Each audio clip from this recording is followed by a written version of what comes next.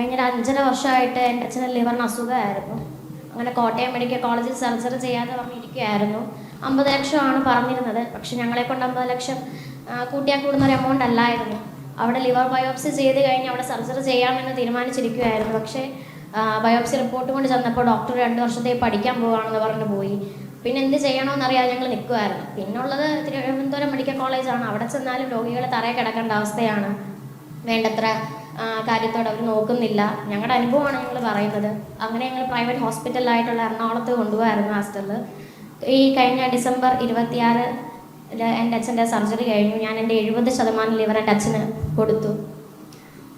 Surgery സക്സസ്ഫുള്ളായിട്ട് നടന്നു. പക്ഷേ പെട്ടെന്നുണ്ടായ കാർഡിയാക് അറസ്റ്റ് കാരണം ഈ ജനുവരി 30 എൻ്റെ അച്ഛൻ മരണപ്പെട്ടു.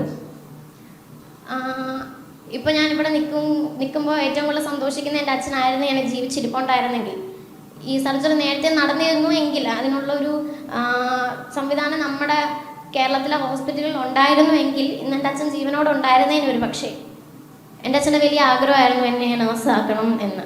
അപ്പം എനിക്കൊരു ചേട്ടനാണുള്ളത്. അച്ഛൻ്റെ അസുഖത്താൽ ഞങ്ങൾക്ക് പഠിക്കാൻ മുമ്പോട്ട് പറ്റിയില്ല. ഞാൻ കഴിഞ്ഞ വർഷം എൻ്റെ പഠിത്തം നിർത്തി. എൻ്റെ ചേട്ടൻ അതിന് മുമ്പേ പഠിത്തം നിർത്തിയാണ്.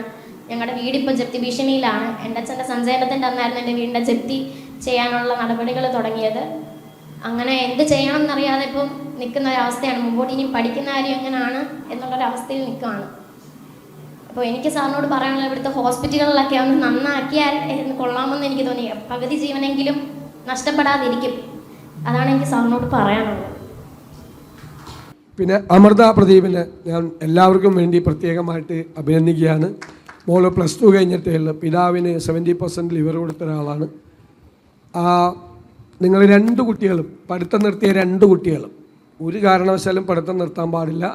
2 കുട്ടികളും പഠിക്കണം. നിങ്ങൾക്ക് ഉണ്ടായിരിക്കുന്ന സാമ്പത്തികമായിട്ടുള്ള പ്രയാസങ്ങൾ കൂടി നമ്മൾ അഡ്രസ്സ് ചെയ്യും. ഞാൻ വിശദാംശങ്ങളിലൂടെ പറയുന്നത് ശരിയല്ല.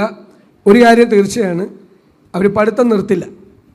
2 കുട്ടികളും പഠിക്കും, തുടർന്ന് പഠിക്കും.